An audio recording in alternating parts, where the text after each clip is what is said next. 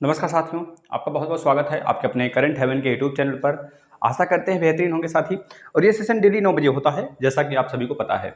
और इस सेशन में दिन भर के जितने खबर होते हैं शिक्षक जगत से, शिक्षा जगत से, हर एक खबर को इसमें उठाया जाता है और आपको उससे आगाह कराया जाता है। हर एक बात पर चर्चा करेंगे। सीटेट के नोटिफिकेशन को लेकर चर्चा करेंगे। सीटेट के नोटिफिकेशन को लेकर यह आज का एक बहुत बड़ा अपडेट है साथी। आप लोग तैयार हो जाइए। हम तो यही कह रहे हैं साथी, नहीं तो पता चलेगा चिड़िया खेत चुग जाएगी और आप दाना छिटकते रह जाओगे, ठीक है ना। और रह गई प्रयास आप करोगे और हलवा कोई और खा जाएगा। यही बात है साथी। इस वजह से हम आपसे बोल रहे हैं, सारे क्लास चला दिए गए हैं। क्लास तो उस समय भी चलाया गया था जिस समय आप बोल रहे थे प्रत्यावेदन वाले बच्चों का एग्जाम नहीं होगा, डीएलएड थर्ड सेमेस्टर प्रमोट होगा। उस समय भी अकेले बंदा क्लास चला रहे थे, वो भी बेहतरीन तरीके से, बिना किसी रोक टोक के। सब बोलते थे लेकिन हम चलाते थे। सब कमेंट करते थे, क्या सर आप प्रमोट के पक्ष में नहीं हैं? हम कहते थे भाई हम प्रमोट के पक्ष में हैं, लेकिन हम आपकी भविष्य की तैयारी करा रहे हैं आपकी। मान लीजिए आप प्रमोट हो भी जाते हैं तो आपका जूनियर देखेगा, ना होते हैं तो आप देखेंगे। बाद में आप लोग खुद बोले सर बहुत बढ़िया क्लास है, लेकिन आप लोग को बाद में चीज़ें समझ में आती हैं, देर से सारी चीज़ें समझ में आती हैं, लेकिन आती हैं। जब तक ठोकर नहीं लगता है ना, तब तक नहीं समझ में आती हैं। लेकिन हम अगर बोलेंगे यहाँ पे ईंट रखा है, थोड़ा सा आप देख के चलो, तो ठोकर जब तक लगेगा नहीं तब तक आपको ईंट के बारे में पता भी नहीं चलेगा। चाहे जितना हम सजेस्ट कर लें आपको कि भैया देखो इधर सामने देख के चलो, ठोकर लग जाएगा, ईंट रखा हुआ है। लेकिन नहीं, आप उस चीज को भांप नहीं पाओगे, क्योंकि जो अनुभवी व्यक्ति अगर आपको कोई अनुभव ही देता है ना, तो आप जब तक ठोकर नहीं खाओगे ना, जब तक लड़ोगे नहीं, जब तक फेल नहीं होगे ना, तब तक कुछ उखड़ने वाला है ही नहीं आपसे, ना ही कुछ आप बनोगे। और ये होना चाहिए हर एक व्यक्ति के साथ। तो सीटेट का नोटिफिकेशन आ रहा है। अगर जानना चाहते हैं, शिक्षक भर्ती में बैठना चाहते हैं, इस बार 2023 में जो शिक्षक भर्ती आने वाली है, चाहे 2022 में, चाहे जब आने वाली है, अगर आप शिक्षक भर्ती में बैठना चाहते हैं तो आपके लिए बहुत बड़ा अपॉर्चुनिटी है भाई। इस बात को हम लिखित देते हैं और लिख के देते हैं, आपको आगाह करा देते हैं आपके आने वाले भविष्य से। अगर आप चाहते हैं कि इस बार हमारा सीटेट नहीं निकला 2021 वाला, 2022 वाला निकाल ले तब जाके शिक्षक भर्ती आए, तो आपके लिए बहुत बढ़िया अपॉर्चुनिटी है। लग जाइए। सीटेट का हमने क्लास भी लगा रखा है, बेसिक से प्लेलिस्ट बना दिया गया है। मैथ का, ईवीएस का, ज्योग्राफी का, सीडीपी का, हर एक, हिंदी का महामैराथन चल रहा है। हर दिन एक टॉपिक खत्म हो रहा है, 2 टॉपिक खत्म हो गए। आपके लिए सब कुछ बना दिया गया है। आ जाइए, प्लेलिस्ट में सजा हुआ है। अभी इस पर चर्चा करते हैं, नोटिफिकेशन कब आने वाला है, एग्जाम कब होगा। दूसरा, दिल्ली पुलिस के लिए एक नोटिफिकेशन आया साथी। आप लोग भरना चाहते हैं भर देंगे। अभी इस पर चर्चा करते हैं क्या क्या चीज़ें मांगा हुआ है। नोटिफिकेशन आ चुका है। और यूपी बोर्ड आपको पता है साथी, शिक्षक भर्ती को इधर देख रहे हैं तो डीएलएड और प्लस बीएड बच्चों में विवाद हो रहा है। बहुत बड़ा विवाद है प्राथमिक को लेकर। और प्राथमिक के लिए डीएलएड नहीं चाहता है कि बीएड आए, और बीएड चाहता है कि हमारी हक न मारा जाए। बीएड भी बहुत सारे बच्चे डीएलएड छोड़ के बीएड कर रहे हैं, तो बीएड वाले भी चाहते हैं कि हम प्राथमिक में रहेंगे। राज्य सरकार भी हमारी चाहती है, केंद्र सरकार भी चाहती है। यूपी की बात कर रहे हैं। इस बीच में बहुत ज़्यादा विवाद है, लेकिन इसी बीच एक खबर निकल के हमारे सामने आता है। अभी इस पर फैसला जो है सुप्रीम कोर्ट का आएगा 19 जुलाई को, और अपने राज्य सरकार का, यानी कि अपने हाई कोर्ट का, इलाहाबाद हाई कोर्ट का फैसला आएगा 14 जुलाई को। लेकिन इस पर भी एक बहुत बड़ी सनसनी खबर निकल के आ रही साथी। इस बार जो बच्चों का यूपी बोर्ड में जो फॉर्म भरा गया है, 3 साल का रिकॉर्ड टूटा है साथी। काफ़ी लाख बच्चों ने फॉर्म भरा है, मतलब रिकॉर्ड तोड़ बच्चों फॉर्म भरे हैं। आप सोच सकते हैं आने वाले समय में बीटीसी का नामो निशान खत्म होने वाला है। अगर आप इस फैसले को लेकर अड़े रहेंगे तो भविष्य में प्राथमिक में कौन बैठेगा बताओ। दूसरी बात है, चौथी बात अगर बात करें साथी, यूपीएससी के थ्रू एनडीए का भी एक आया है एग्जाम के लिए, आप भर सकते हैं। दूसरी तरफ अगर बात करें हमारे उन बच्चों के लिए जो बच्चे बोल रहे हैं सर एग्जाम की कॉपी कब चेक होगी डीएलएड की, और सर अगर एग्जाम की कॉपी समय से न चेक होती है तो आगामी अगर शिक्षक भर्ती आ जाएगी तो हम बाहर हो जाएंगे। जाहिर सी बात है बाहर होंगे अगर समय से नहीं चेक होगा। इसी वजह से बोलते हैं साथी, आप अपनी संख्या बल बढ़ाओ। जब भी मांग किया जाए धरने का तो बच्चों की संख्या बढ़ा रहेगा, तो हमें उचित लगेगा कि बच्चों को वहां पे बुलाया जा सके। कम से कम अगर हमारे पास 1 लाख की संख्या होगी, बुलाएंगे तो कम से कम 100 तो आएंगे, 200 तो आएंगे। अगर आज हमारे पास 20,000 बच्चों की संख्या है तो 20,000 को बुलाएंगे तो 2 बच्चे भी वहां पे नहीं लटकेंगे, नहीं दिखाई देंगे। वहां पे 2 बच्चे भी नहीं दिखाई देंगे, क्योंकि उनको पता होगा कि हमारा वो भाई जा रहा है, हमारी वो बहन जा रही है। समझ रहे हैं साथी। तो प्लीज आपसे रिक्वेस्ट है भाई, आप अपने न आना चाहते हैं तो अपने जैसों को शेयर करें, अपने भाई बहन से शेयर करवाएं, लाइक करवाएं, सब्सक्राइब करवाएं चैनल को, जिससे कि रीच बढ़ जाए। ना सही आप तो कम से कम वह बच्चा आ सके जिसको बहुत ज़्यादा जरूरी है। मान सकते हैं आपको नौकरी की नहीं जरूरत है, आप बहुत बड़े पैसे वाले हैं, आपके घर में बहुत सारे लोग सरकारी नौकरी हैं, आपको सरकारी नौकरी की जरूरत नहीं है। पता है आपको, कभी ऐसा दिन आ जाएगा ना साथी, एक भाई जो नौकरी पाया रहेगा ना, वो भाई का साथ नहीं देता है। माँ बाप कब तक सपोर्ट करेंगे आप आपको? प्लीज़ आपसे रिक्वेस्ट है कि आप अपनी भलाई और अपने लिए खुद लड़ें। यह हर व्यक्ति का एक तरह से अंदर से आना चाहिए कि हाँ, हम लड़ सकते हैं अपने लिए। भाई अपने लिए लड़ो, तभी जाके भविष्य में कभी आपको बहुत ज़्यादा सपोर्ट, मतलब एक तरह से किसी का सपोर्ट बनो। बस हम यही कहना चाहते हैं, किसी का सपोर्ट बन जाओ। सपोर्ट किसी का मत लो, ये चीज़ें याद रखना साथ ही आपको। आप अपने अंदर से जब तक आपकी आवाज़ नहीं निकलेगी तब तक आप कुछ नहीं बनोगे, इतना याद रखना। जो बच्चे चिल्ला रहे हैं कि सर हमने 22 नंबर कर कर आए हैं, सर हमारा कॉपी कैसे चेक होगी, सर हम 12 नंबर करके आए, सर हमारी कॉपी कैसे चेक होगी, सर हम 11 नंबर किए हैं प्लस पूरा किए हैं, सर कैसे हमारी कॉपी चेक होगी। कुछ बच्चों, अभी हम सबका कमेंट भी लेंगे, आप लोग लास्ट तक बने रहेंगे, प्लीज़ रिक्वेस्ट है। तो एग्जाम की कापियां जो है आपकी, हो सकता है 4 या 5 दिन के अंदर यह पता चल जाए कि डिस्ट्रीब्यूशन प्रोसेस स्टार्ट हो चुका है, और डिस्ट्रीब्यूशन प्रोसेस के बाद ही कापी चेक होगी। अब इधर अगर लेट करेंगे या ज़्यादा से ज़्यादा, तो कापी चेकिंग होने में भी लेट होगा। जैसे ही कापी डिस्ट्रीब्यूट होगा, हर डाइट पे पहुंच जाएगा कापी, तो एक नोटिफिकेशन और आ जाएगा आपके लिए कि भाई आपकी कॉपी का जो चेकिंग प्रोसेस है इस डेट को खत्म हो जाएगा, मीटरिंग स्टार्ट हो जाएगी। जैसे कि यूपी बोर्ड की कापियाँ चेक हो चुकी हैं, इस समय मीटरिंग स्टार्ट हो रही हैं। हमारे महोदय जी एक हैं, हमारे कोचिंग में पढ़ाते हैं, तो वह मतलब कि 10th और 12th के, मतलब कि 10th और 12th मतलब कि एक टीचर हैं, टीजीटी से गए हुए हैं साथी, तो 12th तक के बच्चों को पढ़ाते हैं। तो गवर्नमेंट टीचर है भाई। तो यहाँ पे हमारे यहाँ भी ट्यूशन पढ़ाते, कोचिंग पढ़ाते हैं हमारी कोचिंग में भी। तो इसका मतलब यह है कि जब उनसे पूछा गया कापी कैसे चेक हो रही है, बताइए कापी होगी चेक हो चुकी है सर, बस मीटरिंग चल रहा है, मीटरिंग का प्रोसेस चल रहा है। अब मीटरिंग में क्या होता है साथी, वो सारी चीज़ें बताए कि इस तरह से बच्चों ने पैसे भी रखे थे, उनको कई को हमने फेल भी किया, कई को पास भी किए। हमने उनसे बोला सर फेल किए कर दिए होते सबको, तो इस तरह से बहुत सारी बातें हुई। लेकिन वो बोले इस प्रोसेस को कि जो भी डिले होता है हमारी तरफ से नहीं होता है, अब डिले होगा तो सरकार की तरफ से होगा। जैसे कि अगर कापियों का डिस्ट्रीब्यूट कराना है तो सरकार चाहेगी तभी होगा डिस्ट्रीब्यूट, पीएनपी चाहेगी तभी डिस्ट्रीब्यूट होगा। लेकिन अगर हम सरकारी नौकरी हैं, सरकारी नौकर हैं सरकार के, हमारे पास कापी आएगी तो हम उसे चाहेंगे जल्द से जल्द चेक करके हटाओ, हमारा प्रोसेस जल्द से जल्द खत्म हो जाए। हर कोई चाहेगा भाई स्वतंत्र होना। तो जब प्रचार के पास पहुंचेगा तो प्रचार अपनी काम कर देते हैं, उनके पास तय सीमा होता है, उस तय सीमा के पहले पहले वो कर डालते हैं। ठीक है। अब क्या होता है, कुछ डाइट बहुत डिले कर देते हैं, वह कापी आपके पीएनपी तक पहुंचने में बहुत, मतलब कि जब चेकिंग प्रोसेस खत्म हो जाता है तो कुछ डाइटें ऐसे होती हैं जो लुच्चे लपंगे के टाइप में होते हैं, वह थोड़े से डिले करते हैं। जब डिले करते हैं तो पूरा प्रोसेस डिले हो जाता है।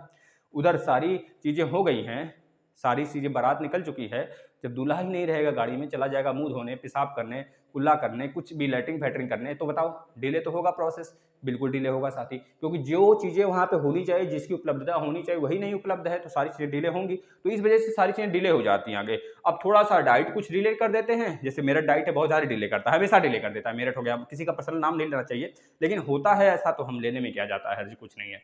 तो कुछ डाइट है जो कि डिले कर देते हैं। तो अब क्या है कि इस प्रोसेस को देखता है पीएनपी, फिर मीटरिंग करने में डिले कर देता है। भाई जब तक उसके पास सारी कापियों का बंडल नहीं होता है, सारी चीज़ें मीटरिंग रूप से एक तरह से सेटिस्फेक्शन नहीं हो जाता है, वो वहाँ से सारे टीचर नहीं हो जाते हैं, तब जाके पीएनपी का लास्ट मोहर लगता है कि मीटरिंग हो चुकी है, अब इसे पब्लिश कर दो। अब पब्लिश जिस दिन हो जाता है 2 दिन बाद रिजल्ट शो होता है ससुरा। हैं 10,000 बच्चे, मान लेते हैं 10,000 बच्चे हैं, और लगता है साइट उसका फॉल्ट हो गया, साइट ही बेस्ट हो गया, साइट ही खत्म हो गया, इस तरह से आते हैं। भाई 10,000 लेकर तुम साइट कैसा बना रखे हो, मतलब कम से कम पैसे इतना वसूलते हो डीएलएड बीएड से, कम से कम साइट तो व्यवस्थित रखो अपना। कम से कम अगर एक साथ बच्चे कम से कम 20 लाख भी इंट्रो करें, उसमें एंट्री करें, तब भी साइट अच्छे से चलता रहे आपका। लेकिन ऐसा नहीं 10,000 में चला गया साइट आपका, कहानी खत्म हो जाती है। तो साथ ही यह थोड़ा सा डिले का प्रोसेस था। अगर ज़्यादा से ज़्यादा डिले करते हैं तो 3 महीने तक जा सकता है आपका कॉपी चेकिंग प्रोसेस में। बहुत ज़्यादा डिले करते हैं साथी, तब इनके ऊपर है, क्योंकि इनके हाथ में सब कुछ है। उपाध्याय सर थे तो जब बोलते थे, जैसा बोलते थे वैसा होता था। 1 महीने में बोले थे रिजल्ट आ जाएगा, आप लोग यूपी टेट के फॉर्म भर लोगे, सब हुआ था, मात्र 1 दिन लेट हुआ था, उसको हम जानते हैं। लेकिन 1 दिन लेट हुआ था, उधर आपका यूपी टेट का फॉर्म भी थोड़ा सा डिले हुआ था, ये इतिहास में पहली बार हुआ था। लेकिन वो जो बोलते थे सो होता था। लेकिन खैर खुदा ना खास्ता उनके साथ कुछ गलत हुआ, अब यहाँ पर सारे बच्चों के साथ गलत हो रहा है साथी। अन्यथा कंडीशन जब वो रहे होते तो आज हमारे डीएलएड 3rd सेमेस्टर वाले बच्चे प्रमोट हो गए होते, बस 2nd सेमेस्टर का पेपर देना होता उनको। जो फेल थे, जो फेल वाले बच्चे थे, बस उन्हीं को 3rd सेमेस्टर देना होता, जो 2nd सेमेस्टर पास थे उनको नहीं देना होता। लेकिन खैर जब किस्मत ही खराब होती है तो हर तरफ से बच्चे मारे जाते हैं, हर तरफ से हम ही को सब कुछ सहना पड़ता है। तो ये सारी चीज़ें हमारे सामने आई। अब रह गया बात, जब कापी आपकी चेक होकर आ जाएगी आपके सामने, साथी मान सकते हैं 15 जुलाई तक आपके सामने आ जानी चाहिए। अगर 15 जुलाई तक आ जाता है तो लगभग 1 महीने लग जाएंगे अगले कॉपी, अगले एग्जाम कराने में इनको। और उधर प्रत्यावेदन वाले बच्चे प्रत्यावेदन देते रहेंगे अपना। हम उनसे रिक्वेस्ट करते हैं, जिन बच्चों को मौका दिया जा रहा है वह मौका नहीं गंवाएंगे। इस बार हो सकता है कि बहुत ज़्यादा बच्चों का एग्ज़ाम कराया जाए, कंडक्ट कराया जाए, बहुत सारे बच्चों का, क्योंकि पिछली बार 400 बच्चों को कंडक्ट कराया गया था, इस बार प्रत्यावेदन वालों को 2000 बच्चों को कंडक्ट कराया गया। तो अब क्या होगा, और बच्चों का कराया जाएगा। अगर आप लोग दबाव बनाते हैं तो 2 बार जिनका बैक, मतलब 2 सेमेस्टर में जिनका बैक है, एक में चांस बचा है, तो पहले आप उसमें मांग करेंगे जिसमें चांस बचा हुआ है आपका। यह नहीं कि आप दोनों मांग करने लगोगे। इसी वजह से तो आपका नहीं आया इस बार, पोर्टल नहीं खुला, क्योंकि आपने तो डायरेक्ट थर्ड बार, फोर्थ टाइम के लिए मांग किया था। तो उनका कहना था कि भाई जिनका किसी एक सेमेस्टर के किसी एक ही सब्जेक्ट में होगा उन्हीं का पोर्टल खोला जाएगा। ऐसा ही हुआ, आपका नहीं आया। लेकिन इस बार पहले आप मांग करोगे, अपने कॉलेज से संपर्क मत करना। कॉलेज वाले बेवकूफ़ क्या, उनके पास ज़्यादा मतलब कि समझाने भर नहीं होता साथी। वह यह बोल देंगे कि हाँ इस बार होगा, इस बार होगा, इस बार होगा। पता चलेगा फॉर्म ही भरना भूल गए अब आपका, पता चला आपका यही भूल गए, पता चला पैसा दे दिए, पैसे लूट के बैठ गए हैं। तो ससुरे सब बहुत मतलब कि इन सब सबको जूता से बात किया जाएगा, तब वो सब समझेंगे। ऐसे नहीं समझते सब निजी संस्थान वाले तो। और साथी यह रहेगा, किसी का अगर पिता उता हो तो भाई समझ सकते हैं, सबको बुरा लगेगा, लेकिन ऐसा होता है। हम सारी लोगों की बात नहीं कर रहे हैं, लेकिन कुछ लोग होते हैं जो कि होते हैं उस नेचर के साथी। उनको केवल चप्पल से बात किया जाता है, वो समझेंगे। ऐसे नहीं समझ में आने वाला है उनको, चप्पल से ही बात करने लाएंगे। अगर हमारे जैसे लोग पहुंच जाए, वीडियो वीडियो बनाकर डाल दो, वायरल कर दो, उनका दिमाग ही ठंडा हो जाएगा। समझ रहे हो, पीट पाट के पीटते रहो, वीडियो बनाओ और डाल दो, तो सारे कम से कम देखेंगे ना अदर डाइट वाले या फिर अदर निजी संस्थान वाले, तो उनको समझ में आ जाएगा हर जगह कि बच्चों से कोई पंगा नहीं लेगा। आज के युवा से कोई पंगा क्यों लेगा। हम अपनी बात को अपनी बातों को रख सकते हैं। और यह मत डरा करो कि नंबर कम देंगे या देंगे वह देंगे। नंबर क्या कम देंगे, हम सारे लिखे हैं, सब कुछ लिखे हैं, नंबर कैसे कम दे देंगे प्रैक्टिकल में। पास तो करेंगे कम से कम, बस उतना ही चाहिए, और बाकी हम सुपर टेट देख लेंगे। एकेडमिक खत्म ही हो जाएगा आने वाले समय में। तो डरा मत करो भाई आप लोग, बस अपने बातों को रखना सीखा करो, बिल्कुल ताव मतलब बिल्कुल हक से लगना चाहिए कि हाँ ये इस पे हमारा हक है। रखोगे तो आपके चलते और बच्चे जो पीछे हैं आपको पिसेंगे नहीं तो अगर आप पिस जाओगे ना, पीछे वाले और दब जाएंगे। लो, लेकिन हाँ यह कहनाम है कि हर बच्चा नहीं दबेगा। अभी देख रहे होंगे कि बिहार का बच्चे का वायरल हो रहा है वीडियो, नीतीश कुमार जी से पूछा जा रहा है, सर बताओ आप शिक्षा जगत में क्या किया। छोटा सा बच्चा है, 5 तक का पढ़ाता है, उस 6 क्लास में है, 5 तक पढ़ाता है, पैसे लेता है, जो भी उसके पास पैसे आते हैं, स्कूल में पढ़ाता है, शिक्षा मित्र में इस तरह से मतलब पढ़ाता है 5 तक को। पढ़ाने के बाद वह अपना भी पढ़ता है, उसके लिए एडमिशन के लिए पैसे नहीं हैं, इस तरह मतलब समझ रहे हो। अब उस डायरेक्शन में नहीं ले जाना चाहते हैं आपको, क्योंकि आप खुद समझदार हो साथी, अपने लिए मांग रख सकते हो, अपनी बात को प्रस्तुत कर सकते हो उनके सामने जाके। बस आप हक से लड़ाई करो, अपने हक के लिए लड़ो, बस अपने हक के लिए लड़ो। इतना याद रखना, आपका सेमेस्टर बैक नहीं है। जो बच्चे ये बोल रहे हैं सर 3 बार बैक लग गया, 3 बार मतलब बैक लगा हुआ है तो क्या सेमेस्टर बैक हो जाएगा, यह अफवाह कौन उड़ा रहा है। और यह जो बता रहा है आपको बहुत बड़ा बेवकूफ़ है। इतना समझ लेना साथी, बैक तभी होता है जब 2 सेमेस्टर से ज़्यादा सब्जेक्ट में बैक होता है, तब जाके सेमेस्टर बैक माना जाता है। और अगर 2 बार सेमेस्टर बैक हो जाता है तो आप डीएलएड ज़िंदगी में नहीं कर सकते हो। डीएलएड के लिए आप बने ही नहीं हो, फिर आप बीएड कर लो। बीएड में भी फेल हो जाते हो तो भी भाई भगवान बचाएंगे आपको। डायरेक्ट फिर जाकर संपर्क करना पड़ेगा सीएम योगीनाथ जी से, आदित्य योगीनाथ सर से। उनसे संबंध एक माननीय योगी आदित्यनाथ सर से, योगी आदित्यनाथ जी से आपको संबंध बनाना पड़ेगा। फिर उसके बाद संबंध बनाने का मतलब कि उनसे रिलेशन जोड़ना पड़ेगा अपना। लो भाई रिलेशन जोड़ो, फिर उसके बाद नौकरी हो गई मिले। समझ रहे हैं ना मेरी बात को भाई। और प्लीज़ आपसे रिक्वेस्ट है, मेहनत में ही सब कुछ रखा है, मेहनत करो मस्त तरीके से। जो चीज़ें बताई गई इनको, ये चीज़ आप मानेंगे। अब रह गया बात सीटेट नोटिफिकेशन की। अगर बात कर ले मित्र, एक लास्ट में जीके की बात करेंगे, ग्रुप डी जीके की। आज बताने वाले हैं हर एक राज्य में जो फेमस फसल है, हर एक राज्य में जो फेमस फसल है आपके लेखपाल के लिए भी काम देगा। सीटेट नोटिफिकेशन की बात करें साथी, एक आर्टिकल में एक आर्टिकल में आया था साथी, लिखा हुआ था, ऑफिशियल नोटिस नहीं है साथी हम जो आपको बता रहे हैं, ध्यान सुनिएगा। लेकिन हाँ यह तय है कि नोटिफिकेशन आएगा। आपका एग्जाम थोड़ा सा जुलाई में जो होने वाला था विलंब होगा, क्योंकि इधर फॉर्म का डिले हो रहा है। तो कल हो जाएगा 19 जुलाई, परसों हो जाएगा 20 जुलाई, सॉरी जुलाई बोले 20 मई, 19 मई 20 मई, आज 18 मई है। तो हम आपको बता देते हैं साथी, अगर आज 18 मई है तो एक पेपर में कटिंग आर्टिकल आया था, आपने पढ़ा होगा आज सुबह के, उसमें साफ साफ यह लिखा था कि 20 मई को जारी होगा नोटिफिकेशन। और आपने बहुत सारे ब्राउजर पे भी देख रहे होंगे, बहुत सारा हंगामा मचा हुआ है कि सीटेट का नोटिफिकेशन आने वाला है, जुलाई में एग्जाम होगा। आज ही की अपडेट है, क्रोम पे देखो, यूसी ब्राउजर पे देखो, मोजिला फायर पे देखो, हर जगह देखो आप। तो यह चीज़ें मची हुई हैं, क्योंकि सबको पता है और सीबीएसई हमेशा अपडेट देती रहती है साथ ही इस बात का कि आपका 2 बार एग्जाम होगा। तो इस बार झब्बर करके कोई आया हुआ है नया, आपके सीबीएसई का अध्यक्ष भी बनी हुई है नया, तो उसमें भी कुछ चेंजेस हमको इस वजह से तेज़ी देखने को मिल सकती है। अब आप यह सोच लें कि अगर आपका एग्ज़ाम मतलब नोटिफिकेशन मार्च में आता तो एग्ज़ाम जुलाई में होता। मार्च, जनवरी, मार्च, अप्रैल, मई आ चुका है, 2 महीना उधर लेट हुआ। तो इधर भी मे बी पॉसिबिलिटी है कि 1.5 से 2 महीने लेट होंगे आपके एग्जाम के, क्योंकि जब नोटिफिकेशन आता है 2 महीने, मान लो 2 महीने गैपिंग के बाद ही एग्जाम होता है। मान लीजिए मई 20 मई को नोटिफिकेशन भी आ जाता है, लास्ट मई तक नोटिफिकेशन आने की पूर्ण संभावना है अब आपकी। अगर लास्ट मई तक नोटिफिकेशन आते हैं तो मई जून जुलाई, यानी कि लास्ट जुलाई या फिर मान लीजिए अगस्त के 15 अगस्त, मतलब दूसरे वीक तक आपके एग्जाम होने की संभावना है। आपके पास बहुत कम समय है। अगर आप चाहते हैं कि अच्छे से पीआरटी क्लियर कर लें तो प्लीज़ आपसे रिक्वेस्ट है साथी, प्राइमरी भर्ती के लिए आपको फर्स्ट पेपर निकालना बहुत जरूरी है। अगर सीटेट निकाल लेते हैं तो आपको बहुत बड़ा मुनाफा होने वाला है। एक तीर से कई सारे निशाने लगाओगे आप, समझ रहे हो ना। उधर रीट नहीं देना पड़ेगा, रीट की जरूरत ही नहीं, आवश्यकता नहीं, टेट लगा लोगे, सीटेट अपना सीटेट लगा लोगे। और उधर दिल्ली के लिए, डीएसएसबी के लिए कुछ नहीं देना पड़ेगा साथी आपको, केवीएस के लिए, एनबीएस के लिए भी नहीं देना पड़ेगा, पीआरटी में बैठ सकते हो। प्लस अगर आपका इधर सीटेट निकल जाता है तो यूपी प्राथमिक के लिए तो भर ही सकते हो। इस वजह से कह रहे साथी, जितने भी क्लास चलाए गए हैं आप उसे फॉलो करेंगे। प्लेलिस्ट में आएंगे, सीटेट का प्लेलिस्ट हमने बना दिया है, वह आपको ऊपर ही मिल जाएगा। जितने बच्चे टेलीग्राम से नहीं जुड़े हैं टेलीग्राम से जुड़ जाएंगे, नीचे पिन किया गया है। दिल्ली पुलिस की बात करें साथ ही, एक नोटिफिकेशन आ चुका है दिल्ली पुलिस का, और मेल फीमेल सारे बच्चे भर सकते हैं उसमें। जो इसमें एग्ज़ाम कराया जाना है, कंडक्ट कराया जाना है, सितंबर में कराया जाएगा एग्ज़ाम। और इसमें जो साथी इसका लास्ट डेट है फॉर्म भरने का 16/6/2022 को। जनरल ओबीसी बच्चों का 100 रुपये फीस लगेगा, अदर का 0 रुपये लगेगा, फीमेल का भी 0 रुपये लगेगा। तो आप लोग भरिए, बहुत अच्छी पोस्ट है साथी। इसमें 835 पोस्ट भी आया हुआ है, आप आराम से भर सकते हैं।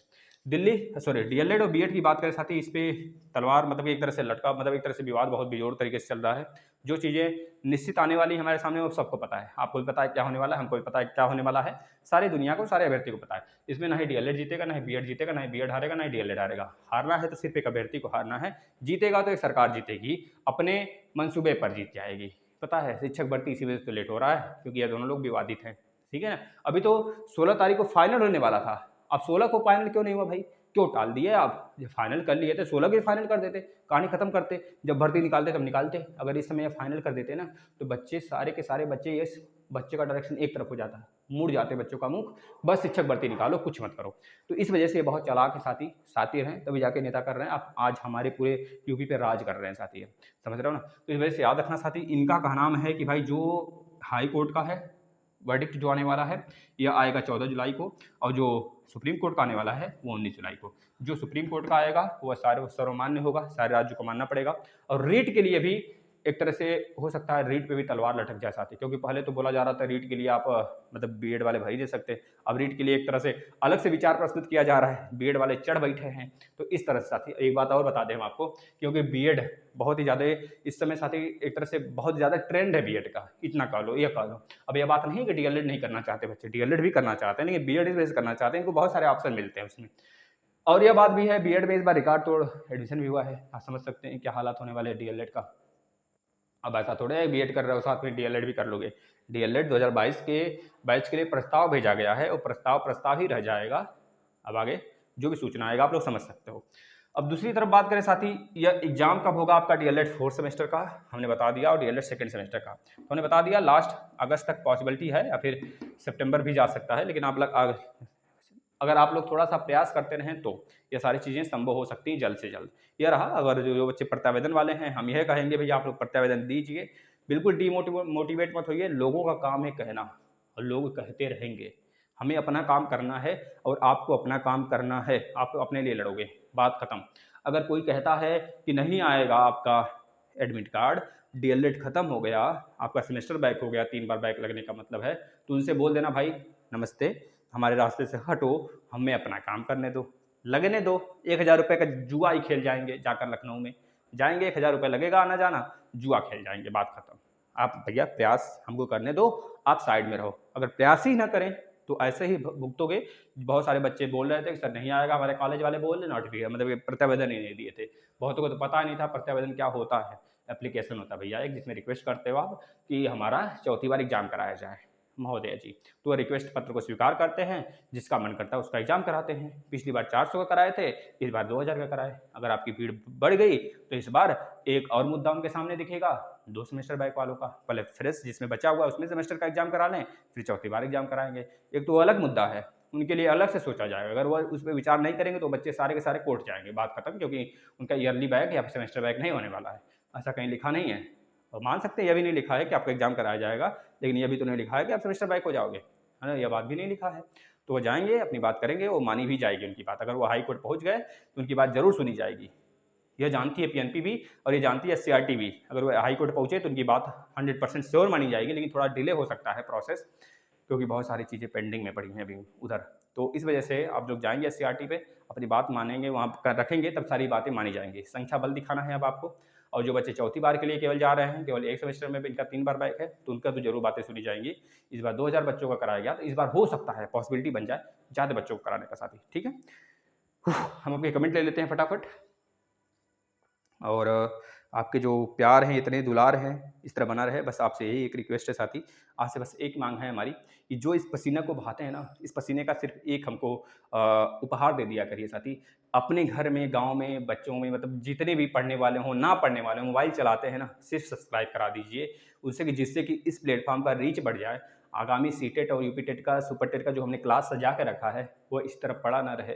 कोई देखे और देख कर यह बोले, हाँ सर हमने इससे 120 नंबर गेन किया, 125 नंबर गेन किया। सुनने को तो मिलता है, लेकिन बहुत कम बच्चे होते हैं। कुछ बच्चों को तो पता भी नहीं होता यहाँ पर सीटेट की भी क्लास कंप्लीट कराई जा रही है, सुपर टेट की, यूपी टेट की क्लास कंप्लीट करा दी गई है। आप आइए प्लेलिस्ट में, उस प्लेलिस्ट को हम डेली शेयर कर देते हैं साथी टेलीग्राम पे। अगर आप टेलीग्राम पे भी जुड़े होंगे तो वहाँ पे आपको डेली जीके भी जाता होगा, तो जुड़े रहिए।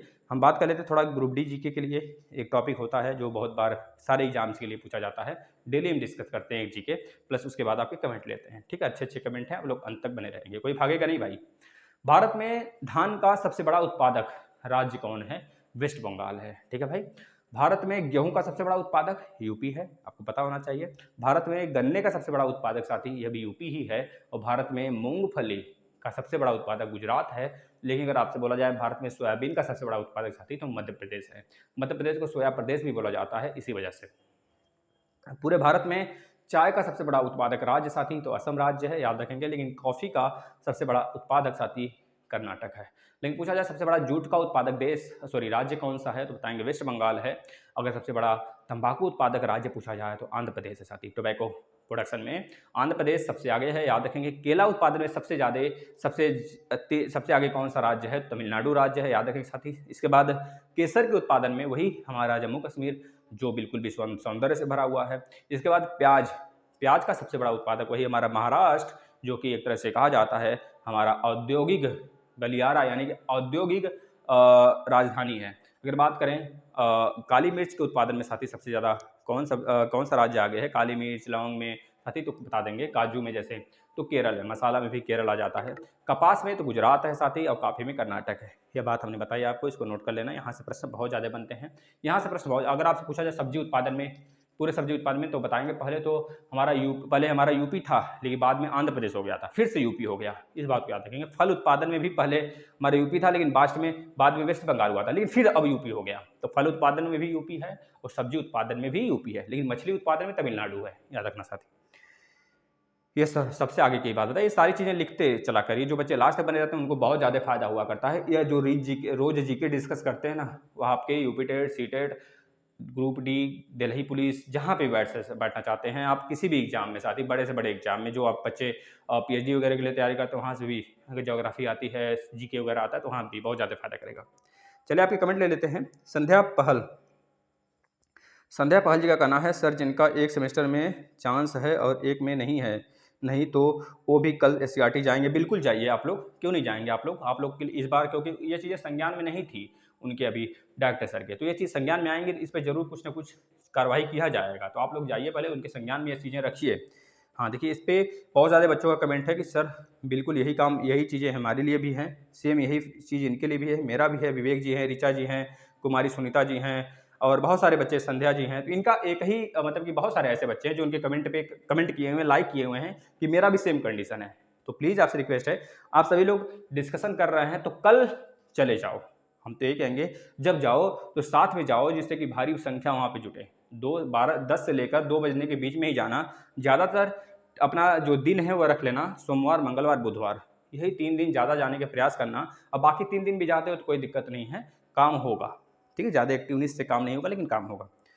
सुमित दीक्षित जी का कहना है, सर 2019 बैच का हूँ, सेकेंड सेम में की मैथ में बैक है, बाकी अब की बार फिर बैक दी थी, कहीं फिर से बैक लग गई तो क्या करना होगा? कहीं फिर से बैक लग गई, इसका क्या मतलब? अपने ऊपर कॉन्फिडेंस से तो क्यों बैक लगेगा? इस बार काफ़ी नॉर्मली तरीके से चेक होगा। अब ज़्यादातर बच्चों को पास किया जाएगा जिनका 3 बार बैक लगना हो, क्योंकि एससीईआरटी खुद नहीं चाहती है कि बच्चों को बैक लगाया जाए, या फिर मतलब कि कुछ नहीं चाहेंगे बच्चे, मतलब देखते हैं प्राचार्य लोग जो अच्छे होते हैं वो खुद नहीं चाहेंगे इस बार कि बच्चों को बैक लगाकर इस तरह परेशान किया जाए। साथ ही पास किया जाएगा हर बच्चे को, बिल्कुल निश्चिंत रहिए। अगर आप अपने मेहनत पर विश्वास रखते हैं तो ही बहुत बड़ा होगा साथी, दूसरा कोई थोड़े मेहनत पे आपको विश्वास रखने आएगा। अगला बात है खुशबू श्रीवास्तव जी का कहना है, सर फर्स्ट सेमेस्टर में 2 बार सेमेस्टर बैक है, एससीईआरटी पर प्रत्यावेदन देने पर क्या तीसरी बार पेपर का चांस मिलेगा या नहीं, बताइए सर। बिल्कुल मिलेगा, बहुत सारे बच्चे जा रहे हैं, जैसे फर्स्ट सेमेस्टर वाले बच्चे हैं तो फर्स्ट सेमेस्टर का या फिर किसी भी सेमेस्टर में आपका 3 बार से ज़्यादा बैक है तो भी आपका एग्जाम उन्हीं के साथ कराया जाएगा जो नेक्स्ट बार एग्जाम कराए जाएंगे, यानी कि सेकंड सेमेस्टर और फोर्थ सेमेस्टर बच्चों के साथ। तो आप लोग जाएँ प्रत्यावेदन जमा करें। जितेंद्र पाल जी का कहना है, भाई गुरु मैं प्रत्यावेदन एससीईआरटी में पहले सेकंड सेमेस्टर का जमा करूं या फोर्थ सेमेस्टर का? भाई जिसमें आपको पहले चांस है पहले उसके लिए जमा करिए, क्योंकि उसमें आपको जब तक उसमें क्लियर नहीं होगा तब तक फोर्थ चांस के लिए आपको नहीं जमा करना पड़ेगा, मतलब नहीं करना है, क्योंकि उसमें इसी बार फिर वैसे ही हो जाएगा।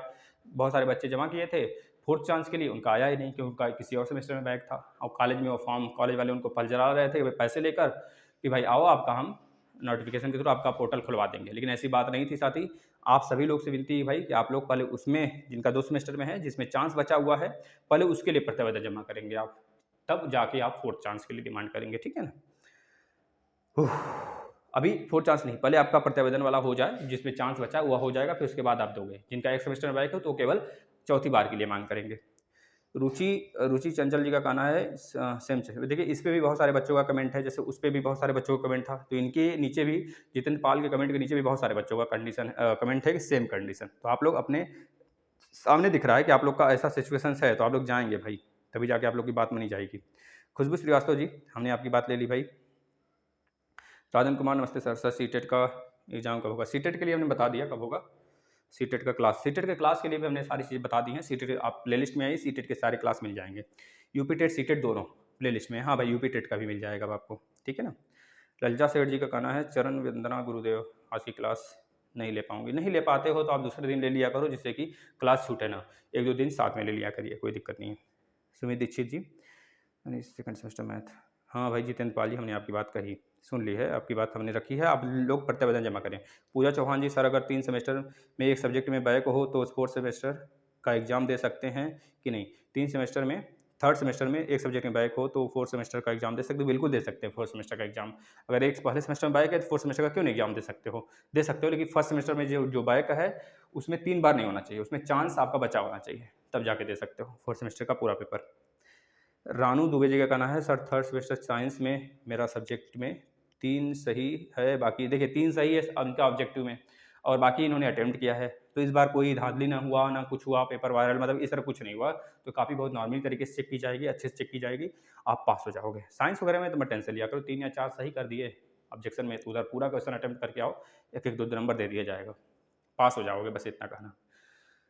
गुड सर जी, आपकी इन इन्फॉर्मेशन के लिए थैंक यू। रीचा कुमारी जी, साथ में चलो सभी स्टूडेंट जिनका 2 सब्जेक्ट, हाँ जिनका 2 सब्जेक्ट में बैक है वो लोग साथ में जाएं, ना भी जाएं तो 2-2 3-3 वहाँ पहुँचेंगे डेली, तो खुद ही आपसे भेंट हो जाएगी वहाँ पे 4-5 बच्चों का, जैसे पहुँचा करिए आपस में पूछ लिया करिए कितने स्टूडेंट हैं ऐसे, जब प्रत्यावेदन वाले आए हैं तो जब जाया करिए तो बताया करिए चैनल के बारे में भी उनसे, जिससे कि वो जुड़ सके इससे। वीडियो वगैरह हो सके तो बना के वीडियो भी सेंड कर दिया करिए, जिससे कि हम वीडियो जब डालें तो आप उस वीडियो को देख के आपके थ्रू मोटिवेट होकर और बच्चे वहाँ पहुँच सकें। पूजा एंगल जी का कहना है सर फोर्थ सेमेस्टर कब होगा, अब कितना टाइम लगेगा? बताया तो, अगर आप चाहोगे तो जल्द हो जाएगा, ना चाहोगे तो डिले होगा। 3 महीने में रिजल्ट आएंगे, करवाना होता है तो 3 दिन में पेपर करवा लेते हैं, 3 महीने में रिजल्ट देते हैं, बहुत महान हुए हैं लोग, साथ ही इनका राज है। ताहुआ आदि खातून जी का कहना सर डीएलएड में 3 बार बैक होने पर सेमेस्टर बैक हो जाता है क्या? नहीं भाई, हम आपके लिए ही कमेंट बनाए थे, बहुत सारे बच्चों ने कमेंट किया है कि 3 बार बैक होने पर सेमेस्टर बैक हो जाता है। नहीं, 3 सब्जेक्ट में आपको जो सूचना मिला होगा वो यह मिला होगा 3 सब्जेक्ट में बैक होगा तो सेमेस्टर बैक होता है, 3 बार बैक होने पर नहीं, 3 बार बैक होने पर डीएलएड ही खत्म हो जाता है। लेकिन डायरेक्टर सर ने एक प्रोसेस निकाल दिया है रूल कि भाई जिनको चाहेंगे वो चौथी बार चांस देंगे, तब जाके आपका चांस मिलने लगा है बहुत सारे बच्चों का।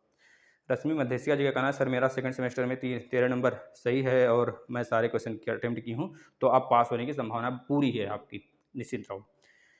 3 लाइन में लास्ट से फोर्थ, क्या भाई? अमित बिजनौर जी का कहना है, सर 2019 बैच 4 सेम कॉपी कब से चेक होगी? कॉपी चेक होने का भी कोई इन्फॉर्मेशन नहीं है, क्योंकि अभी आपका कॉपी डिस्ट्रीब्यूट ही नहीं हुआ है। अभी पीएनपी पे पड़ा है, डिस्ट्रीब्यूट होगा हर डाइट पे कापियाँ चेक होंगी। निजी संस्थान में तो कॉपी चेक होती नहीं है, क्योंकि वो सब चुट्टे होते हैं साथी। पहली बात तो पैसे लेते हैं ऐसे ही, जब कॉपियाँ चली जाएंगी तो बच्चों को बुला बुला के पैसे लेंगे, आओ पैसे दे दो, कॉपी आपकी चेक होगी। इस तरह समझ गए कि नहीं? इस वजह से विश्वास के पात्र हमारे कुछ डाइट वाले भी प्राचार्य नहीं होते हैं। अभी आपको पता हो गाजीपुर वाले एक 2-3 छात्र, मतलब 2-3 शिक्षक जो है निरस्त किए गए, इसी वजह से वो पैसे ले रहे थे। तो वो सारी चीज़ें लीकेज हो जाती है। लेकिन अगर निजी संस्थान में कॉपी चली गई तो लीकेज ही नहीं होता है। वो पैसे उसे बुला बुला के ले लेंगे, कॉपी सबकी चेक होगी, पता चला कोई बैक लगने वाला ही नहीं, सब बहुत तेज उखा हुए हैं। समझ रहे हो ना? इस तरह भीड़ बढ़ने लगेगी। अजय शर्मा जी, कब तक होगा यूपी टेट? देखो भाई, पैसे देने वाले का सबसे बड़ा मोटिवेशन पता है कौन होता है? जो कॉपी चेक करता है। पैसे ले लेगा, कुछ नहीं लिखा रहेगा वो बंदा, पैसे लेकर जेब में रखेगा, उस बंदे को पास कर देगा। अब वो बंदा गाएगा हर जगह कि हमने पैसे दिए थे, पास हो गए। अब दूसरे अपने जूनियर से भी बोलेगा 500 रुपये रख दिया यार, 500 रुपये रख दे, 500 जी का, ऐसे बोलने लगता है फिर। तो इस वजह से बच्चे और मन बढ़ जाता है, ना पढ़ेंगे, 1-2 नंबर का लिख देंगे, 500 रुपये रख देंगे, कॉपी पास ही हो जाएगा। अब वो अपने आगे वाले को बांटेगा। इस तरह से मोटिवेशन खुद प्राचार्य ही देते हैं बच्चों को, ठीक है ना? ये हमने अभी बात किया था अपने टीचर से, तो खुद बोले ऐसी बात है सर कि पैसे हम लोग ले लेते हैं, पास कर देते हैं। फिर हमने उनसे बोला भाई, अगर पैसे दे देते हैं, रखे रहते हैं, उन बच्चों को तो जरूर फेल किया करो, जिससे कि वो अपनी पीढ़ी को ना बर्बाद करें, है ना? समझ रहे हो ना? लेकिन क्या ही है, लोगों को दया आ जाता है। देखिए, एक पेपर कटिंग है, बीएड प्रवेश परीक्षा में टूटा 3 वर्षों का रिकॉर्ड। अप्रैल से शुरू हुए थे ऑनलाइन आवेदन, अब तक हुए 6.4 मतलब 6,40,000 अभ्यर्थियों के भर चुके हैं फॉर्म। सोच लीजिए, अभी बचा हुआ है 20 तारीख। समझ रहे हैं भाई? अभी 20 तारीख बचा हुआ है, इसी 20 से स्टार्ट हुआ है ना? अभी 20 तारीख बचा, मतलब 3-4 दिन है। लास्ट दिन में तो और रिकॉर्ड तोड़ आता है, मतलब 10 लाख पार हो जाएगा ये चीज़ें। तो आप देख सकते हो, भीड़ तो आ रही है पीछे बहुत ज़्यादा, लेकिन भीड़ में जो सच में चाहिए स्टूडेंट वह कम है। जो लड़ाई है मात्र 1 से 2 लाख बच्चों में ही है, और सब तो पैसे के बल पे आते हैं। चलो बीएड कर लेते हैं, ठीक है ना? धन्यवाद साथी। आपका यह डेली क्लास होता है, अगर आप इससे कुछ सीखते हो तो प्लीज़ आपसे रिक्वेस्ट है शेयर करिए, और डेली सीटेट का क्लास फॉलो करना स्टार्ट कर दीजिए। प्लेलिस्ट में सीटेट भी उपलब्ध है, यूपी टेट भी उपलब्ध है, और सारे डीएलएड के सेमेस्टर के सभी क्लास भी उपलब्ध हैं। जैसे ही आपके अगले सेमेस्टर के एग्जाम कराए जाएंगे, बचे हुए क्लास भी स्टार्ट कर दिए जाएंगे। तब तक आप लोग देखते रहिए, यह नहीं कि एग्जाम आ जाए तब देखेंगे। सीटेट वाले बच्चे, यूपी टेट वाले बच्चे अभी से क्लास पूरा फॉलो कर लीजिए, एक भी नंबर नहीं छूटेगा। हम तो बता रहे हैं 120 प्लस लाओगे अगर अभी से देख रहे हो तो। धन्यवाद।